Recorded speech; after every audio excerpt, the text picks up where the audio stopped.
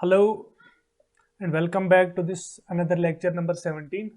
सो यहाँ पे इस लेक्चर में हम कुछ प्रॉब्लम सॉल्व करेंगे।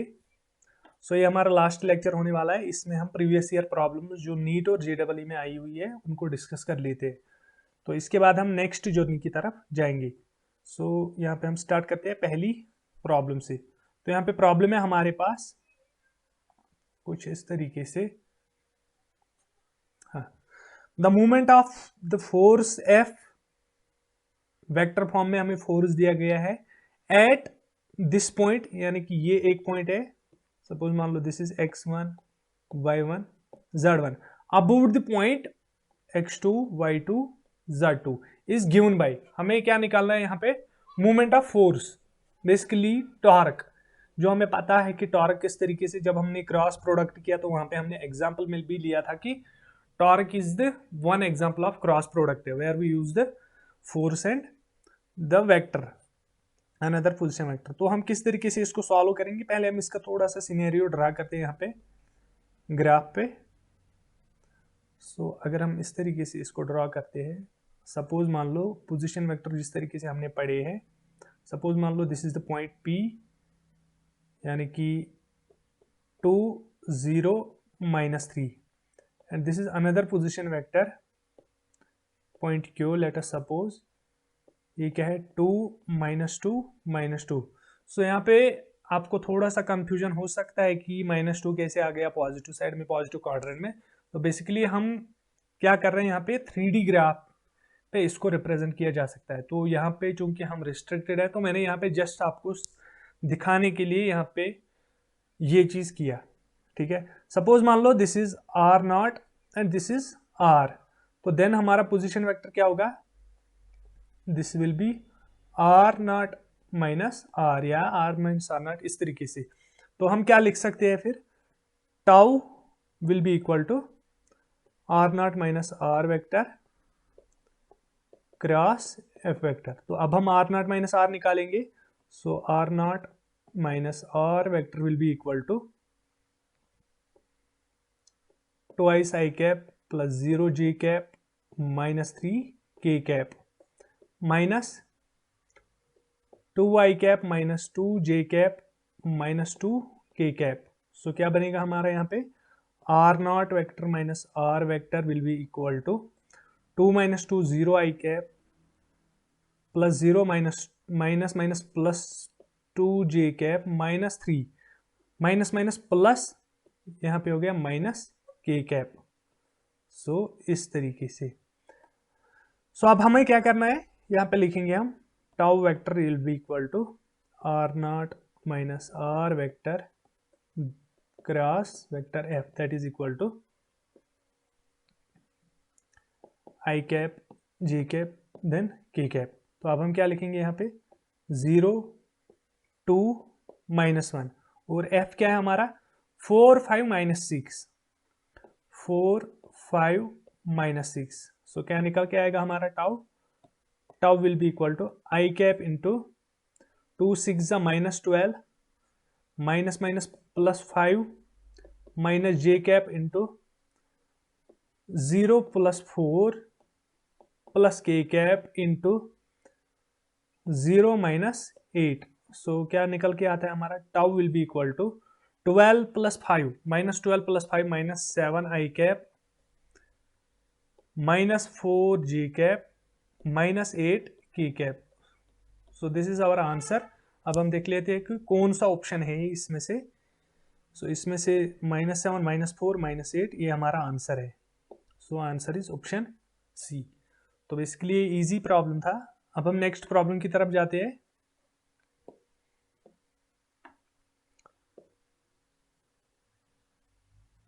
तो ये हमारा नेक्स्ट प्रॉब्लम है, प्रॉब्लम नंबर 2।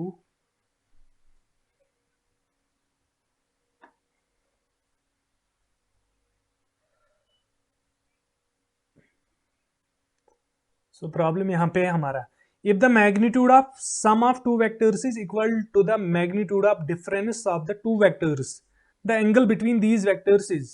क्या बताया जा रहा है कि अगर magnitude sum of two vectors का इक्वल है magnitude of difference between those two vectors, तो उनके बीच एंगल क्या हो सकता है, तो इसको हम देख लेते हैं। यहाँ पे बेसिकली सिनेरियो क्या है क्वेश्चन का, कुछ इस तरीके से, मॉड ऑफ, सपोज हमारे पास वेक्टर्स दो है, ए और बी। सो मैं यहाँ पे लिख सकता हूँ magnitude of A plus B is equal to magnitude of vector A minus vector B. तो ये हमारा सिनेरियो है, ये हमें क्वेश्चन में बताया जा रहा है, ठीक है। तो अब हमें बताना है कि इन दोनों के बीच ये किस कंडीशन में कौन सा एंगल हो सकता है, एंगल कितना डिग्री का हो सकता है जब ये कंडीशन पॉसिबल है। तो हम क्या करते हैं यहां पे, सिंपली हम squaring on both side, squaring या सिंपली लिखो स्क्वायरिंग। सो क्या निकल के आएगा, ए प्लस बी का whole square, A vector plus B vector whole square is equal to vector A minus vector B magnitude whole square. So क्या बनेगा यहाँ पे हमारा, vector A square plus vector B square plus 2 times vector A vector B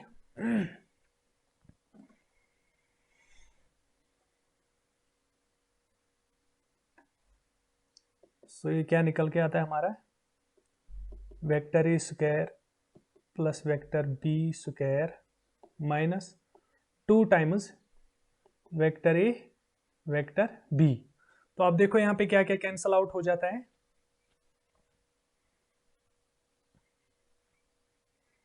A square A square B square B square, ठीक है। तो बच के क्या आ जाता है हमारे पास यहाँ पे, तो इसको इस साइड में लेके आते हैं। सो यहाँ पे निकल के आएगा 2 times vector A vector B plus 2 times vector A vector B that is equal to 0, ठीक है। इसको हमने शिफ्ट किया तो क्या निकल के आएगा यहाँ पे, 4 times vector A vector B that is equal to 0, ठीक है। तो देखो यहाँ पे अभी हमारा, या इसको 0 के बराबर क्योंकि कांस्टेंट है, तो यहाँ पे लिख सकते हैं vector A dot vector B is equal to 0, ठीक है। तो अब ये किस सिनेरियो में, कौन सी कंडीशन में ये पॉसिबल है, इस चीज को देख लेते हैं। तो वेक्टर ए वेक्टर बी कब होगा 0, जब एंगल 90 डिग्री होगा। That means it is possible when theta is equal to 90 degree, ठीक है, क्योंकि cos 90 degree is equal to 0, so that means theta is 90 degree. तो ऑप्शन कौन सा यहाँ पे है, ऑप्शन बी हमारा आंसर है, ठीक है। सो इसके बाद हम नेक्स्ट प्रॉब्लम की तरफ जाते हैं। क्या है यहाँ पे प्रॉब्लम हमारा,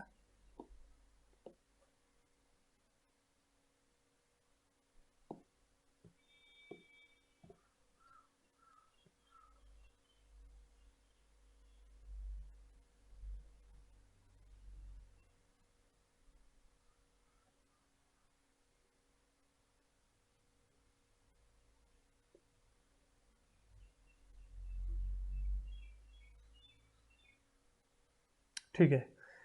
ए particle is moving such that its position coordinate X Y are, ठीक है। एक पार्टिकल मूव कर रहा है, इसके पोजिशन कोऑर्डिनेट्स कुछ इस तरीके से है, जब टाइम t इक्वल टू 0 है, जब 0 सेकेंड्स टाइम है, तो उस टाइम कहां पे है, कोऑर्डिनेट्स क्या है, x कोऑर्डिनेट 2 है, y कोऑर्डिनेट 1 है, दैट मींस x1 y1।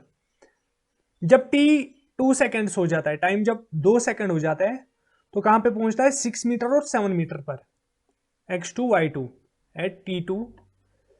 फिर थर्ड सिनेरियो क्या दिया हुआ है, जब टाइम 5 सेकेंड्स हो जाता है, तो हमारा जो पार्टिकल है वो कहां पे पहुंच जाता है, 13 मीटर 14 मीटर पर।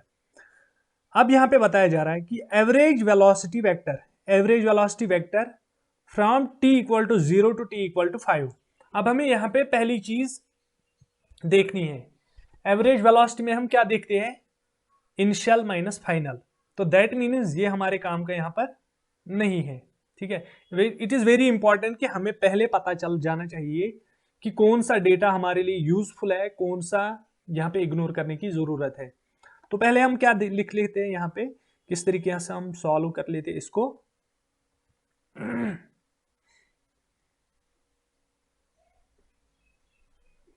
देखो यहाँ पे हम लिखेंगे V average is equal to delta R vector upon delta T, यानी कि average displacement upon average time. तो अब डिस्प्लेसमेंट हम यहां से निकाल सकते हैं किस तरीके से, देखो as it asks for average velocity, तो हम यहाँ पे सिर्फ कंसिडर करेंगे किस चीज को, इनिशियल और फाइनल को। तो हमारे पास क्या है, पहला यहाँ पे देखो इनिशियल वेक्टर हमारा बनेगा 2i cap plus 3j cap, ठीक है। फाइनल वेक्टर क्या बनेगा हमारा 13i cap plus 14j cap. So क्या आप निकलेगा हमारा, so delta R will be equal to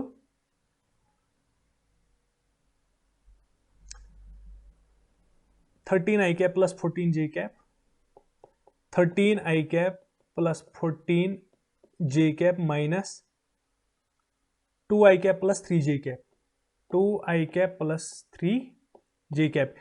So that means this is R2, this is R1. So delta R will be equal to 13 minus 2, 11i cap, 14 minus 3 minus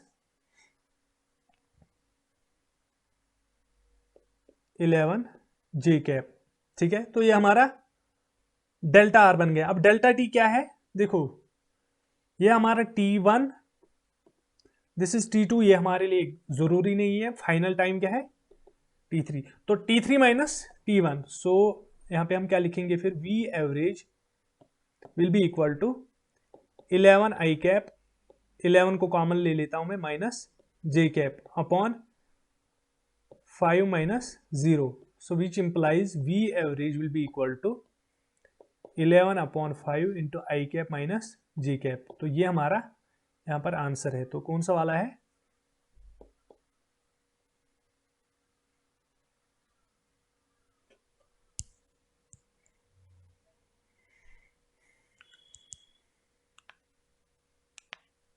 ठीक है। तो इसके बाद हम नेक्स्ट प्रॉब्लम पे जाते हैं।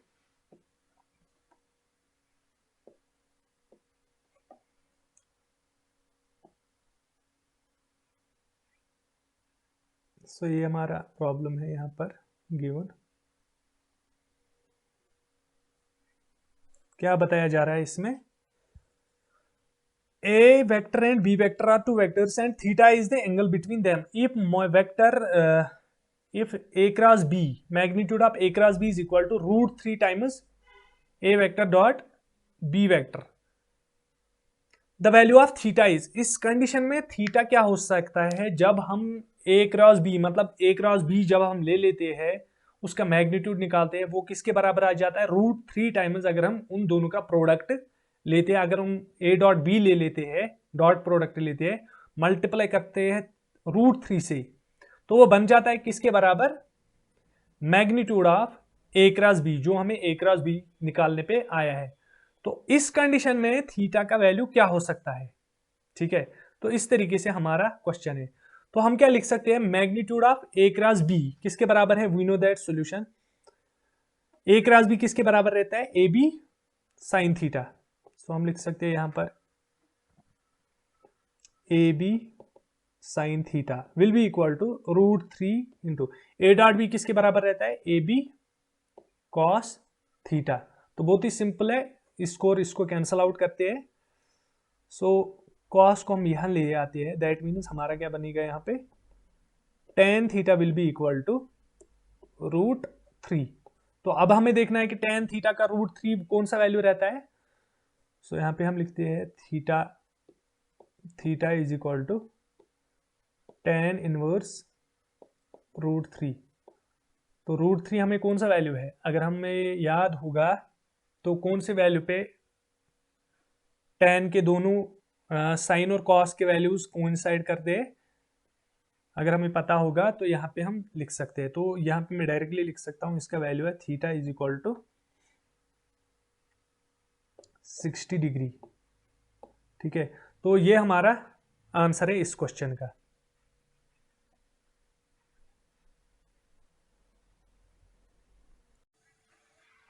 सो इसके बाद ये हमारा प्रॉब्लम है नेक्स्ट प्रॉब्लम, यहाँ पे क्वेश्चन क्या है, पहले पढ़ लेते हैं क्वेश्चन को। If A vector 2i cap 3j cap plus 8k cap is perpendicular to the vector 4j cap minus 4i cap plus alpha times k cap, then value of alpha is। सो हमें पहले ये बताना है कि vector कौन सी conditions में दो vector perpendicular होते हैं, तो उस कंडीशन को हमें यहाँ पे यूटिलाइज करना है। वी नो दैट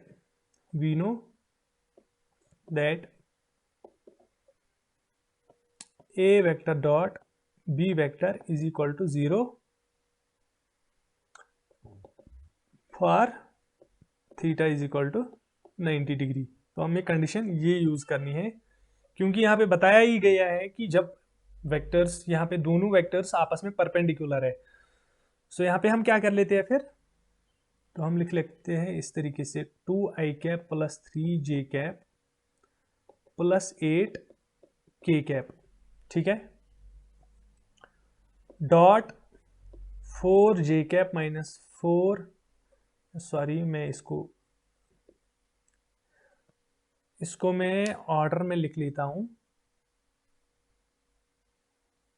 हाँ, माइनस 4i कैप, यहाँ पे मैंने इसको यहाँ ले लिया है क्योंकि इसने उल्टा दे दिया है, minus 4i cap plus 4j cap plus alpha times k cap is equal to 0। So 2 4 जा माइनस 8 प्लस प्लस 3 4 जा 12 plus 8 alpha is equal to 0। Minus 8 plus 12 4 plus 8 alpha is equal to 0। So यहाँ पे क्या बनेगा, minus 8 alpha is equal to 4। So यहाँ पे क्या लिखेंगे हम, अल्फा इक्वल टू माइनस 1/2। तो ये अल्फा का वैल्यू है -1/2। सो आंसर हमारा बी है, ठीक है। तो इसके बाद नेक्स्ट प्रॉब्लम देख लेते हैं।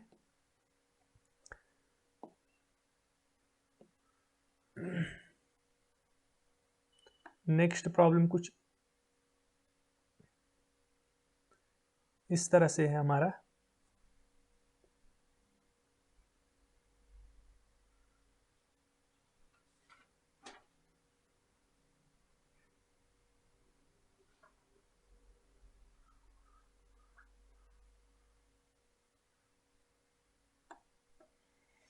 The vector sum of two forces is perpendicular to their vector difference.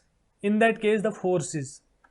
The vector sum, यहां पे क्या बोला जा रहा है, द वेक्टर सम यानी कि दो वेक्टर्स का सम जो है वो किसके बराबर है, ऑफ टू फोर्सेस, वो परपेंडिकुलर है to their vector differences. In that case the forces, यहाँ पे हमें सिनेरियो कुछ इस तरीके से है। सपोज हम लिख लेते हैं vector A plus vector B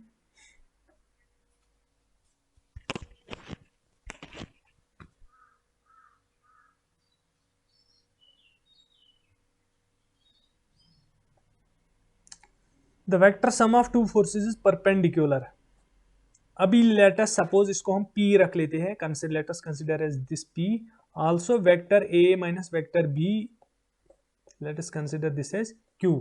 तो अब यहां पे क्या लिखा है, the vector sum of two forces, पहले vector sum of two forces is perpendicular to their vector differences. मतलब अगर हम इन दोनों का P डॉट Q लेते हैं दैट इज परपेंडिकुलर, मतलब यहां पे क्वेश्चन में सिनेरियो क्या है, vector P dot Q is equal to 0, यही होता है ना। अगर हमारे पास 90 डिग्री एंगल है तो डॉट प्रोडक्ट क्या हो जाएगा, 0। सो यही सिनेरियो हमारे पास है। तो इस केस में हमें बताया जा रहा है कि फोर्सेस का क्या हाल हो सकता है, कि क्या सिनेरियो ये रिप्रेजेंट कर सकता है। अब हम क्या लिखेंगे यहां पे, A vector plus B vector dot A vector minus B vector is equal to 0। अब हमें बताना है कि यहां पे एक्चुअल में सिनेरियो ये किस चीज को रिप्रेजेंट करता है। तो हम डायरेक्टली मल्टीप्लाई करेंगे इनका डॉट प्रोडक्ट या मल्टीप्लाई सीधे, ए हो गया ए स्क्वायर प्लस ए वेक्टर बी वेक्टर प्लस या माइनस रहेगा यहाँ पे ए वेक्टर बी वेक्टर, तो चूंकि हमने पता है कि दीज आर, मतलब हम A vector B vector can be written as B vector A vector, they are equal, ठीक है, कॉम्यूटेटिव। सो यहां पे क्या लिख सकते हैं फिर, minus vector B square that is equal to 0। अब ये और ये कैंसल आउट हो जाता है, that means vector A square is equal to vector B square, ठीक है। तो यहां तक हमें आ गया ये चीज। तो इससे हमें क्या पता चल जाता है, दैट मीन्स जब ये स्क्वायर है ऊपर, तो that means which implies magnitude of A is equal to magnitude of B. क्योंकि जब हमें मैग्नीट्यूड निकालना होता है वेक्टर का, तो हम क्या करते हैं, कंपोनेंट्स का स्क्वायर लेते हैं और उनका फिर समेशन लेते हैं और रूट। तो ये हमारा सिनेरियो। तो ऑप्शन कौन सा रहेगा, are equal can not be predicted, नहीं, are equal to each other, ये तो हमने नहीं देखा यहाँ पर, are equal to each other in magnitude, yes this is our correct answer. Are not equal to each other, नहीं, ये तो नहीं हो सकता है। तो आंसर सी हमारा यहाँ पे इस क्वेश्चन का आंसर है। तो इसके बाद नेक्स्ट क्वेश्चन देख लेते हैं।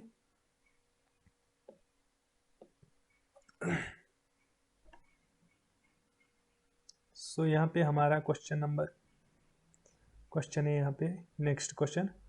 तो I hope it is visible, तो इसको मुझे बड़ा करने की जरूरत नहीं है, मैं यहाँ पे इसके बजाय यहाँ पे लिख, a particle moves with a velocity v, यहाँ पे वेलोसिटी वेक्टर दिया हुआ है वेक्टर फॉर्म में, under the influence of a constant force f, the instantaneous power applied to the particle is. तो यहाँ पे क्या बोला जा रहा है कि यहाँ पे हमें फोर्स और वेक्टर वेलोसिटी दी हुई है, तो हमें क्या बताना है, फोर्स। तो बहुत ही इजी क्वेश्चन है, क्योंकि हमें पता है कि power, instantaneous power is equal to force into velocity, या हम लिख सकते हैं work upon time, rate of change of work done per unit time. So हम इस तरीके से लिख सकते हैं, we know that P is equal to, यहां पे याद रहे, it is an dot product, so the outcome will be scalar, F vector dot V vector, ठीक है। तो अब हम यहाँ पे पुट कर लेते हैं। So that means P is equal to, F क्या है हमारा, 20i cap plus 15j cap, ठीक है,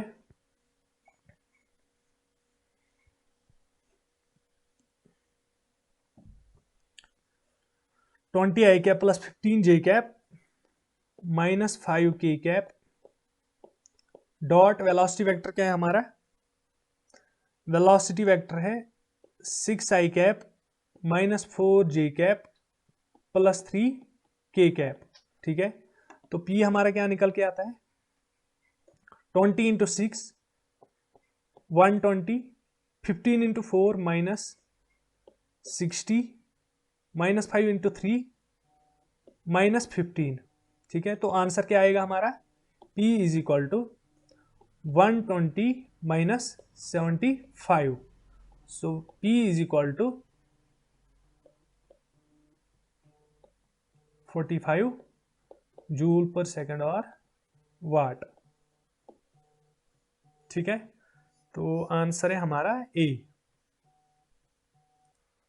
तो इसके बाद हमारा नेक्स्ट प्रॉब्लम है जो हमारे स्क्रीन पर है। इसमें क्या दिया हुआ है, if a unit vector is represented by this, the value of C is, हमें value of C find out करना है। तो कैसे करेंगे, पहली चीज है हमें क्या करना, हमें क्या पता है जानकारी इसके बारे में, यूनिट वेक्टर के बारे में, कि मैग्नीट्यूड है इसका 1।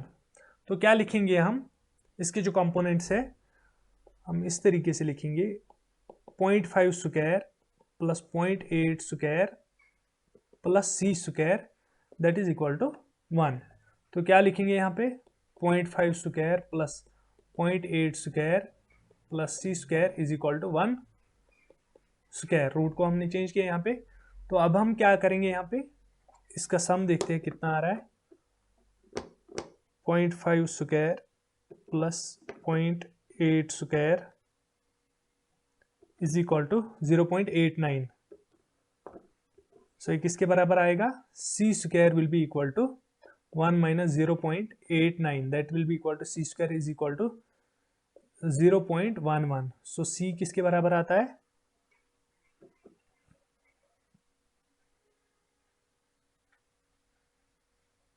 यहाँ पे या तो हम ये भी लिख सकते हैं, यहाँ लिख सकते हैं 0.0121।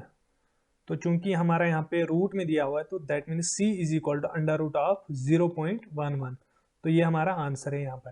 ठीक है, तो नेक्स्ट प्रॉब्लम पे जाते हैं। नेक्स्ट प्रॉब्लम है हमारा कुछ इस तरीके से।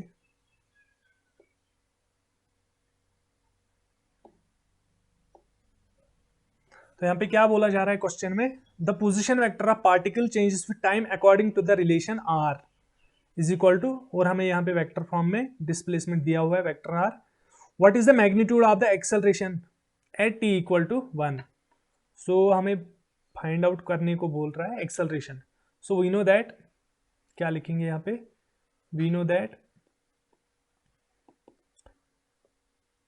acceleration is equal to d by dt of vector v, and vector v itself is equal to d by dt of vector r। तो अब हम क्या करेंगे, पहले ये फाइंड आउट करेंगे, then we will go on to this. So हम क्या लिखेंगे यहाँ पे, vector v will be equal to d by dt of r, vector यहाँ पे दिया हुआ है, so 15 t square I cap plus 4 minus 20 T square J cap. अब हमें इसकी डिफरेंशिएशन करनी है तो v हमें फाइंड आउट होगा। सो क्या होगा यहाँ पे 15 इंटू 2 हो गया 30 टी आई कैप प्लस 4 का 0 हो जाएगा, तो यहाँ पे माइनस 20, तो यहाँ पे लिख सकता हूँ minus 20 into 2 minus 40 T J cap. तो ये हमारा वेलोसिटी वेक्टर आ गया यहाँ पर, लेकिन हमें एक्सेलरेशन फाइंड आउट करनी है। तो क्या लिखेंगे यहाँ पे, acceleration A equal to D by D T of 30 T I cap minus 40 T J cap directly. So क्या निकल के आएगा हमारा, vector A will be equal to, so 30 I cap minus 40 J cap. तो ये हमारा एक्सेलरेशन का vector आ गया यहाँ पर। ठीक है, तो लेकिन हमें क्या फाइंड आउट करने को बोल रहे हैं यहाँ पर, हमें बोला जा रहा है कि acceleration at T equal to 1। तो मैग्नीट्यूड डायरेक्टली, क्योंकि यहाँ पे आप कोई वेरिएबल है ही नहीं, तो हम डायरेक्टली इसका मैग्नीट्यूड निकाल के that will be our answer. So magnitude of A will be equal to 30 square plus minus 40 square. यहाँ आप डायरेक्टली यहाँ पे 40 लिख सकते हैं क्योंकि स्क्वायर है ऊपर, तो माइनस से कोई फर्क नहीं पड़ता है। So magnitude of A will be equal to 30 square plus 40 square, 30 square plus 40 square will be equal to 50 metre per second square. तो ये हमारा आंसर है इस क्वेश्चन का। ठीक है, तो अब हम नेक्स्ट प्रॉब्लम की तरफ जाएंगे।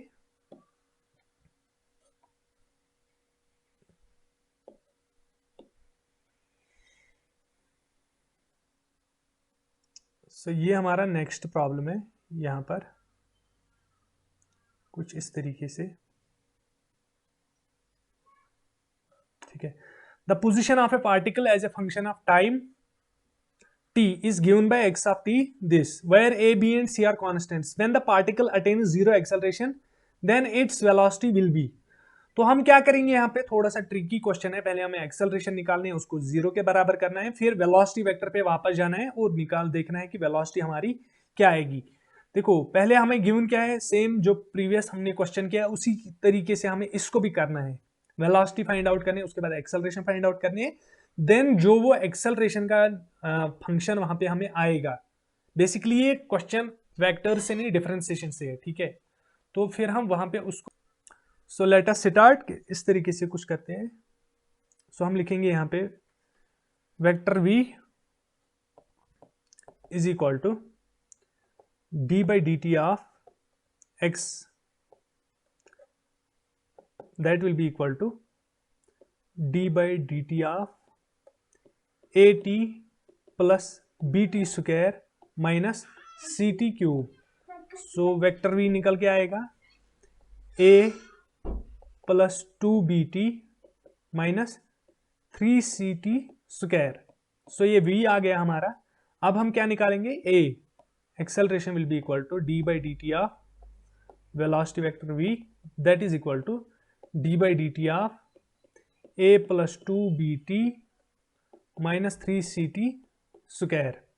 सो क्या निकल के आएगा यहां से, acceleration A will be equal to, ये तो 0 हो जाएगा, 2b minus 3 2 6 ct।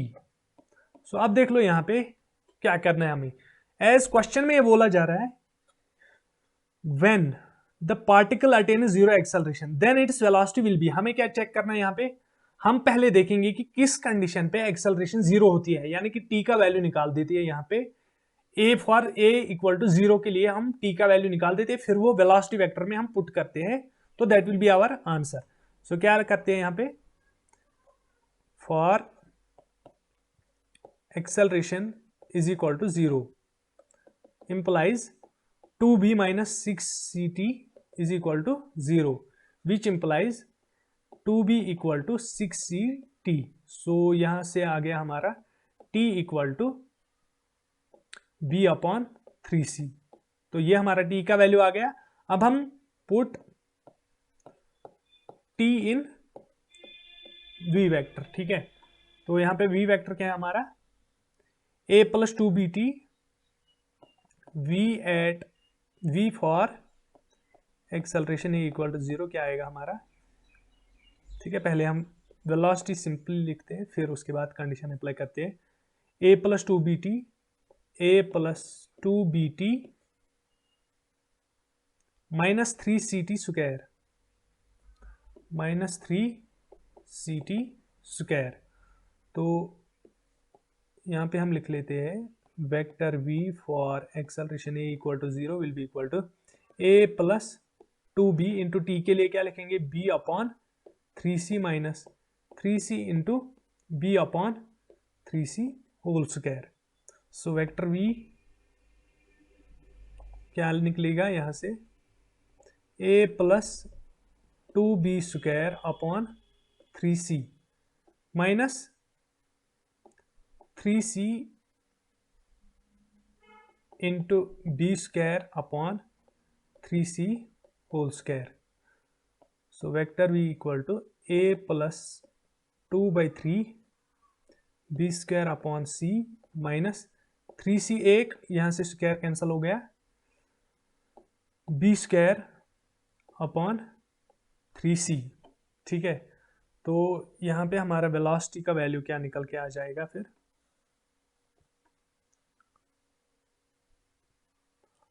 2/3 times b square by c, यहाँ पे 1/3 टाइम्स। तो यहाँ पे हम क्या लिखेंगे, vector v will be equal to a plus, a तो अकेला है, 1/3 कॉमन ले लेते हैं, इसमें भी है इसमें भी है, ठीक है।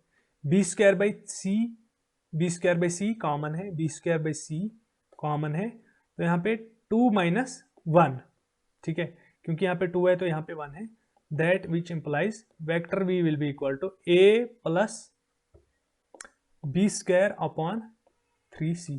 सो ये हमारा आंसर है। तो देख लेते हैं कौन सा ऑप्शन है, a plus b square by 3c, a plus b square by 3c। So this is our answer. So ये हमारी कुछ, ये मैंने कुछ प्रॉब्लम्स ली थी। सो ये हमारा एंड है। इसके बाद हम और भी प्रॉब्लम्स है वेक्टर्स से, this is not the end, क्योंकि उसमें बाकी सारी वो as an application of other things use की गई है। तो मैंने सोचा कि जो डायरेक्ट प्रॉब्लम्स यहाँ पे होंगी उसी को दिखाऊं। तो इसके बाद और भी प्रॉब्लम्स हम सॉल्व करेंगे बाकी लाइक टॉपिक्स में उनके साथ, क्योंकि वेक्टर्स हमें बहुत सारी जगह मेजर जगहों पे यूज होता है, तो वहाँ पे और भी सारी एप्लीकेशंस इनकी देखेंगे। तो फिलहाल मैंने जो यहाँ पे मुझे लगी ठीक ठीक, जो आपको समझ में आ सकती है एज ऑफ नाउ, तो वो मैंने यहाँ पे दिखाई। सो आई होप आपको ये सारी चीज़ें समझ में आ गई होंगी। अगर कहीं पे भी आपको कोई भी दिक्कत हो तो आप मुझे बता सकते हैं।